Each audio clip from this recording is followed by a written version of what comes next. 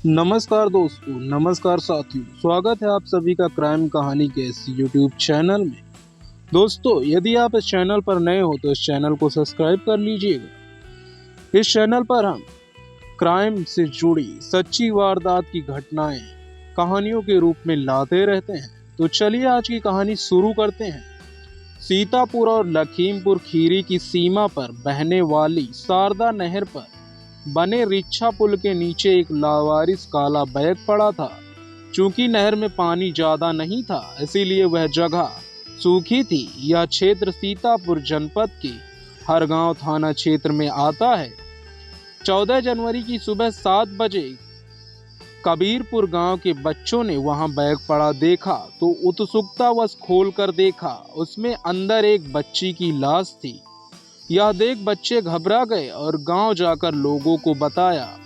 गांव के लोग तुरंत वहां पहुंच गए। लाश देखकर गांव वालों के साथ पहुंचे कबीरपुर गांव के चौकीदार ने इस मामले की सूचना हरगांव थाने को दे दी।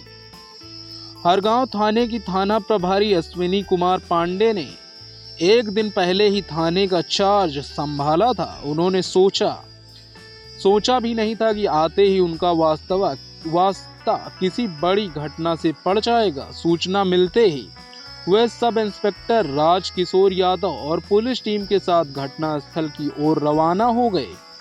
घटनास्थल पर पहुंचकर अश्विनी कुमार ने लाश का निरीक्षण किया। मृतक बच्ची की उम्र करीब 10 साल की थी। उसकी लाश काले बैग के अंदर एक टाट के बोरे में लपटी हुई थी।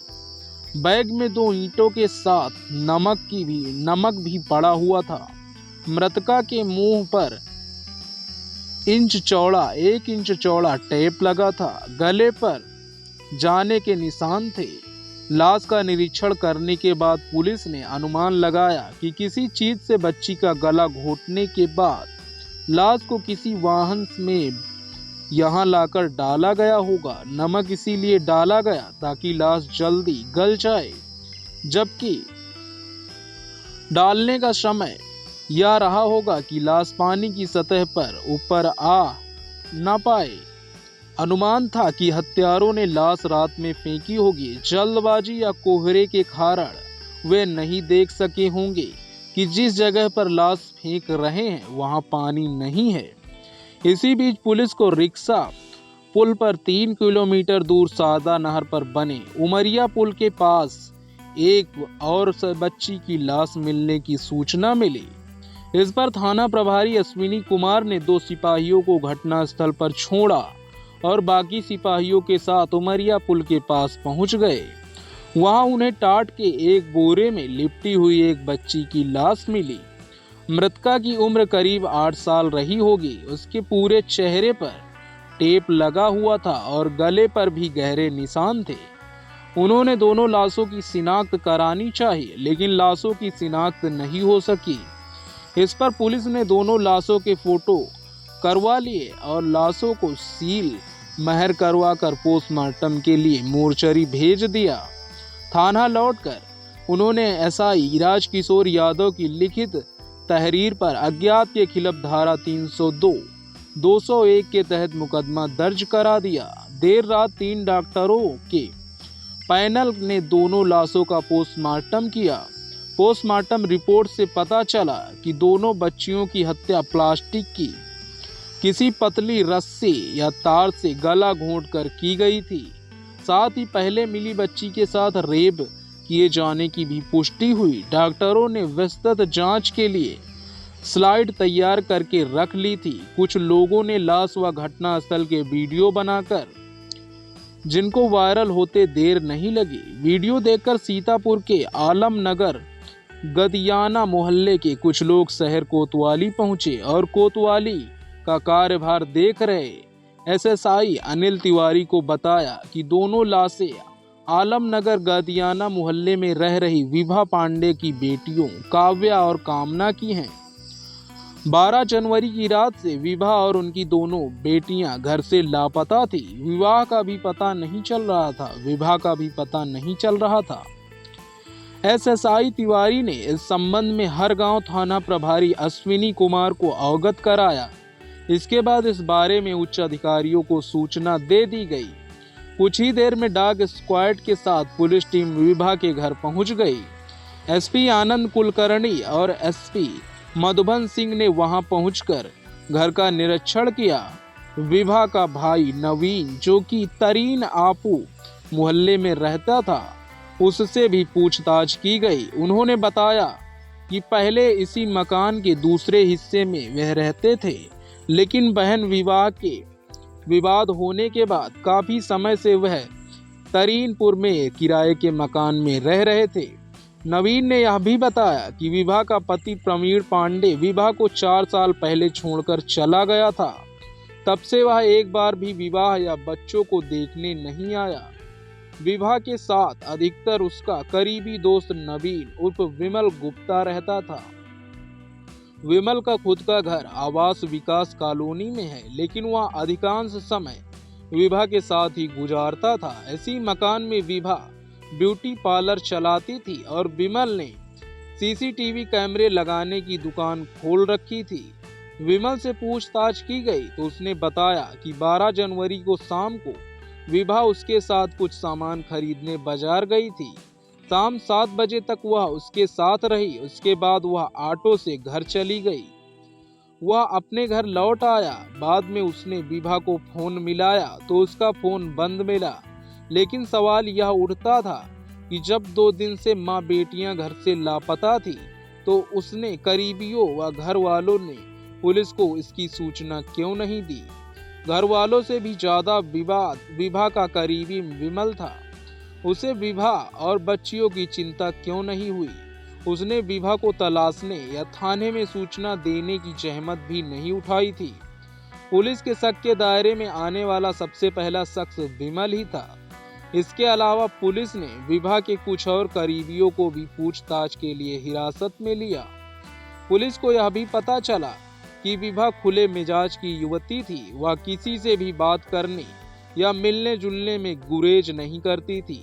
उसके पास कई ऐसे लोग आते थे जो उसकी छवि को दागदार बनाते थे, लेकिन विभा को इस सब की कोई चिंता नहीं थी।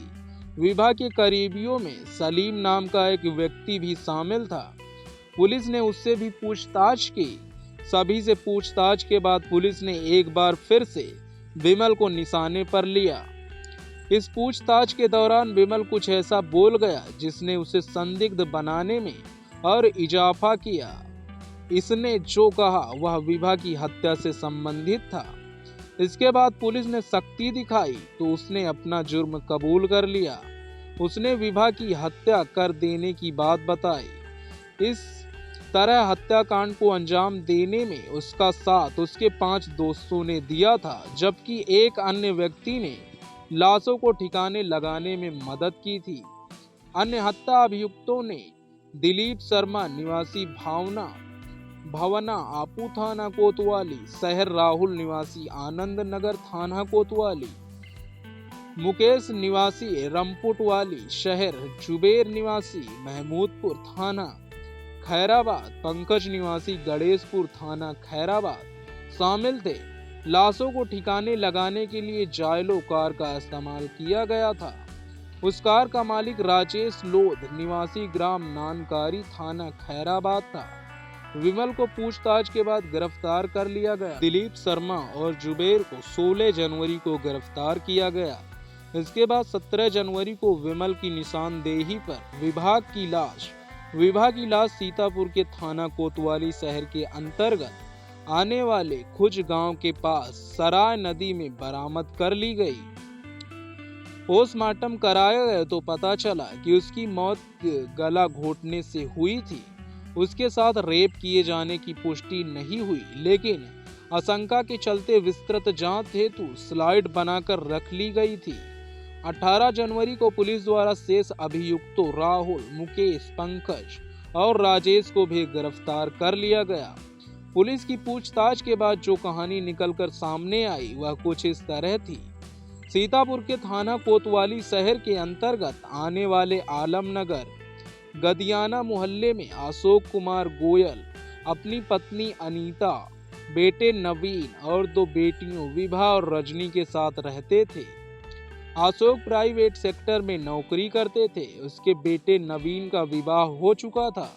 नवीन लाइटिंग का काम करता था। विभा ने इंटरमीडिएट तक शिक्षा प्राप्त की। उसके बाद उसका मन पढ़ाई में नहीं लगा। विभा काफी खूबसूरत और खुले विचारों की युवती थी। वह किसी को भी बहुत जल्दी अपना दोस्त बना लेती थी, लेकिन उस दोस्ती को वह अपने मतलब के लिए इस्तेमाल करने से भी पीछे नहीं हटती थी। खूबसूरत युवती की दोस्ती हर कोई पाने को चाहता था, चाहत रखता था। विवाह इसी चाहत का फायदा उठाती थी। मोहल्ले के कई लड़के उसके आगे पीछे घूमते थे। माँ बाप व भाई उसे रोक टोक भी नहीं करते थे, लेकिन उस पर इसका कोई असर नहीं होता था। एक दिन वह भी आया जब मोहल्ले में रहने वाले प्रवीण पांडे से उसकी आंखें लड़ गई। प्रवीण पेशे से ड्राइवर था। दोनों का प्यार इस तरह परवान चढ़ा कि दोनों ने प्रेम विवाह कर लिया। इसकी भनक उन्होंने अपने घर वालों तक को नहीं लगने दी। विवाह करके विभा प्रवीण के साथ रहने लगी। कालांतर में विभा ने 2 बेटियों काव्या और कामना को जन्म दिया। फिलहाल काव्या 10 साल की थी और कामना 8 साल की थी। काव्या कक्षा 4 में और कामना कक्षा 2 में पढ़ रही थी। विभा और 2 बेटियों के जन्म के बाद भी विभा के स्वभाव में कोई बदलाव नहीं आया था। वह पहले की तरह अपने दोस्तों से मिलती जुलती, हंसती बोलती थी। विभा की यह हरकत प्रवीण को बहुत नागवार गुजरती थी। इसी को लेकर दोनों में लगभग हर रोज झगड़ा होता था। धीरे धीरे बात इतनी बढ़ गई कि 5 साल पहले प्रवीण उसे हमेशा के लिए छोड़कर चला गया। जाने के बाद उसने कभी भी विभा और उसकी बेटियों का हाल जानने की कोशिश नहीं की। पति के छोड़ देने के बाद विभा अपने मायके वाले मकान में आकर रहने लगी। मकान के एक हिस्से में वह अपनी बेटियों के साथ रहती थी, जबकि दूसरे हिस्से में उसका भाई नवीन माता पिता के साथ रहता था। घर चलाने के लिए विभा ने अपने घर में ब्यूटी पार्लर खोल लिया और अपना काम करने लगी। यही काम करने के दौरान उसकी मुलाकात विमल उर्फ नवीन गुप्ता से हुई, जो आवास विकास कॉलोनी में रहता था। वह सीसीटीवी कैमरे लगाने का काम करता था। विमल के पिता विजय कुमार गुप्ता भारतीय खाद्य निगम में नौकरी करते थे।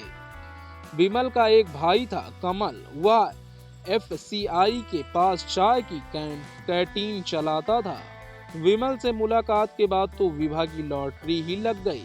विमल उस पर खूब पैसे खर्च करने लगा। इसकी वजह यह थी कि वह विभा को पहली ही नजर में दिल दे बैठा था। वह विभा की हर जरूरत का ख्याल रखता था। दूसरी ओर विभा की जान अपनी बेटियों में बसती थी। वह घर से किसी काम के लिए निकलती थी तो जल्दी से जल्दी काम निपटा कर अपनी बेटियों के पास लौट आती थी। वह कभी भी उन्हें ज्यादा देर तक अकेला नहीं छोड़ती थी।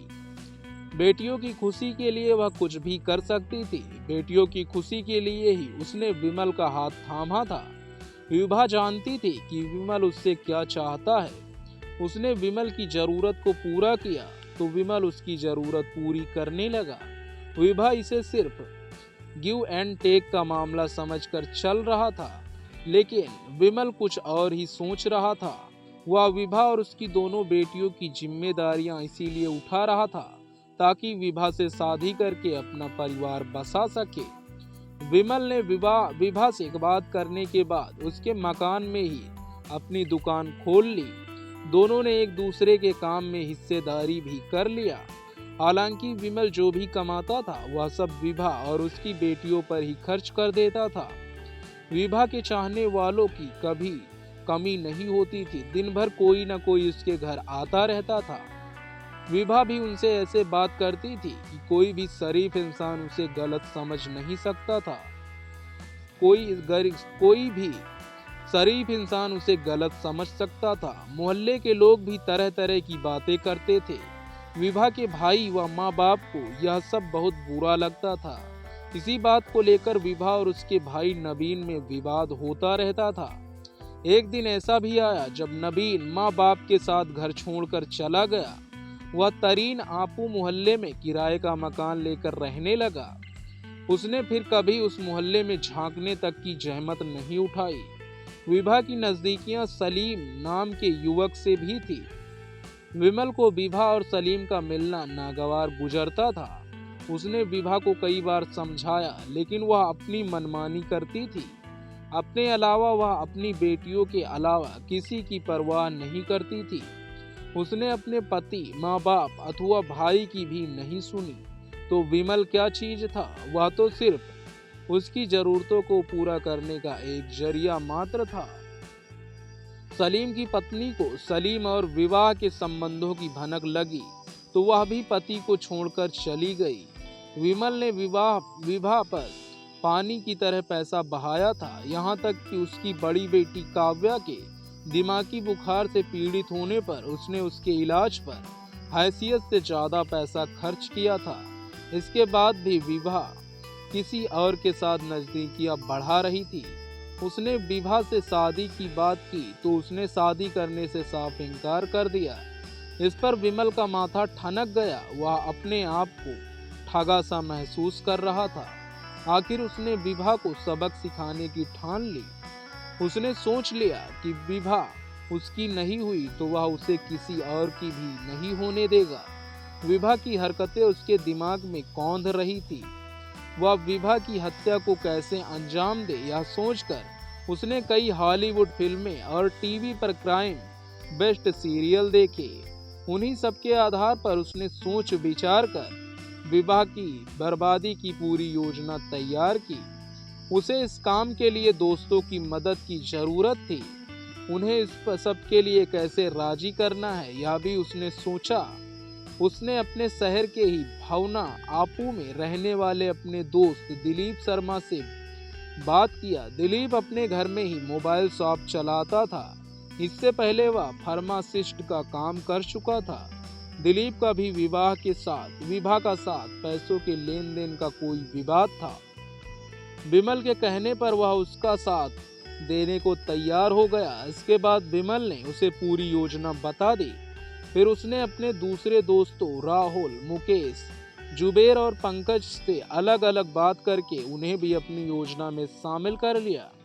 इसके लिए उसने हर दोस्त को रुपए देने की बात कही थी। कुछ दोस्ती के नाते और कुछ पैसों के लालच में वे लोग उसका साथ देने को तैयार हो गए। सारे दोस्तों को तैयार करने उसने सबके साथ बैठकर इस योजना पर काम किया। इस बैठक में यह बात भी उठी कि विवाह की हत्या के बाद उसकी बेटियां उसके लिए खतरा बन सकती हैं, जबकि वे लोग कोई भी खतरा नहीं उठाना चाहते थे। इसीलिए विवाह के साथ उनकी बेटियों की हत्या करने की बात भी तय हो गई। दिलीप ने अस्पताल के कुछ पुराने परिचितों के जरिए 2 इंच चौड़े टेप का इंतजाम कर लिया। 12 जनवरी की शाम 7 बजे दुकान का कुछ सामान खरीदने के बहाने से विमल विभा को बाइक से दिलीप की दुकान पर ले गया। वहां विमल के सभी दोस्त मौजूद थे। उन्होंने विभा को दबोच लिया और उसके मुंह को टेप से बंद कर दिया, जिससे वह चिल्ला ना सके। फिर उन लोगों ने कंप्यूटर के केबल से विभा का गला कसकर उसकी हत्या कर दी। इसके बाद विमल फिर विभा के घर गया और उसकी दोनों बेटियों को अपने साथ ले आया। उन दोनों को बोट कर अब उनके मुंह पर भी टेप लगा दिया। इसके बाद विभा की तरह ही उनकी बेटियां काव्या और कामना की भी कंप्यूटर केबल से गला घोटकर हत्या कर दी गई। विमल के दोस्त मुकेश ने मासूम काव्या के शव के साथ संबंध बनाए। सुबह होने पर विमल और दिलीप ने आधे आधे पैसे मिलाए और बाजार जाकर एक बैग, 3 टाट के बोरे, रस्सी और नमक खरीद कर ले आए। आगे की योजना यह थी कि तीनों लाशों को जमीन में दफना दिया जाए। इसके लिए पंकज ने खैराबाद थाना क्षेत्र के गांव गणेशपुर स्थित खेत को चुना गया।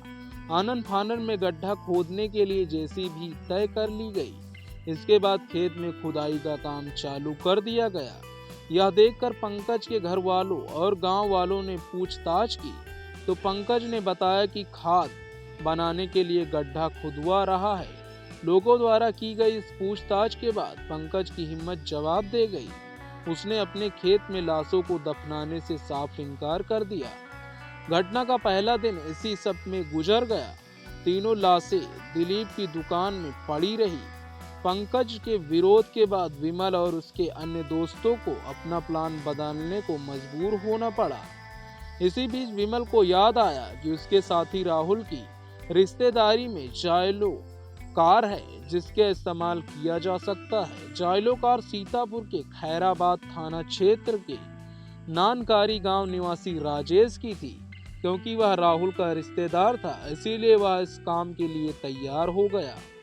उसने कुछ रुपयों के एवज में यह काम अपने हाथ में ले लिया। योजना बदलने के बाद विभा और कामना की लाश को टाट के बोरों में लपेटा गया। साथ ही काव्या की लाश को बोरे में लपेटकर बैग में रखा गया। तीनों लाशों के साथ नमक और दो ईंट को भी रख दी गई। इस तैयारी के बाद तीनों लाशों को कार में लाद दिया गया। रात में कोहरा अधिक था, जिसकी वजह से उन्हें कोई दिक्कत नहीं हुई। सभी कार में बैठकर थाना कोतवाली शहर के अंतर्गत आने वाले खजूरिया गांव के पास सरायण नदी पर पहुंचे। विभा की लाश नदी में डाल दी। इसके बाद यह लोग बारी बारी से शारदा नहर में, रिक्शा पुल और उमरिया पुल पर पहुंचे और काव्या और कामना की लाश को नहर में डाल दिया। लेकिन यहाँ कोहरा इसके लिए विलन बन गया। कोहरे के कारण यह लोग ठीक से नहीं देख सके। नहर में ज्यादा पानी नहीं था, वह सूखी थी। नहर में पानी होता तो लाश पानी में डूब जाती, लेकिन सूखी होने के कारण ऐसा न हो सका। अपने काम को अंजाम देने के बाद सब दोस्त अपने अपने घर लौट आए। लेकिन अगले दिन 14 जनवरी की सुबह काव्या व विभा की लाशें मिलते ही उनकी उल्टी गिनती शुरू हो गई। आखिर जल्द ही वे सभी पुलिस की गिरफ्त में आ गए। राजेश के यूपी 53 L2905 भी उनके घर से बाहर से बरामद हो गई। हत्या में इस्तेमाल कंप्यूटर केबल भी पुलिस ने बरामद कर लिया। थाना प्रभारी अश्विनी कुमार ने मुकदमे में धारा 147, 376 व 34 और बढ़ा दिया। सातों अभियुक्तों का मेडिकल कराने के बाद पुलिस ने उन्हें न्यायालय में पेश किया, जहां से सबको न्यायिक अभिरक्षा में जेल भेज दिया गया। दोस्तों, इस कहानी का उद्देश्य किसी को ठेस पहुंचाना, किसी के दिल को दुखाना नहीं है, बल्कि आपको जागरूक करना, आपको सचेत करना है। दोस्तों, इस कहानी के बारे में अपनी राय कमेंट बॉक्स में जरूर बताइएगा। दोस्तों, ऐसी ही कहानियां सुनने के लिए आप हमारे कहानी क्राइम कहानी चैनल को सब्सक्राइब कर लीजिए और बेल आइकन को प्रेस कर लीजिए। और आप सभी अपना ख्याल रखिए। धन्यवाद।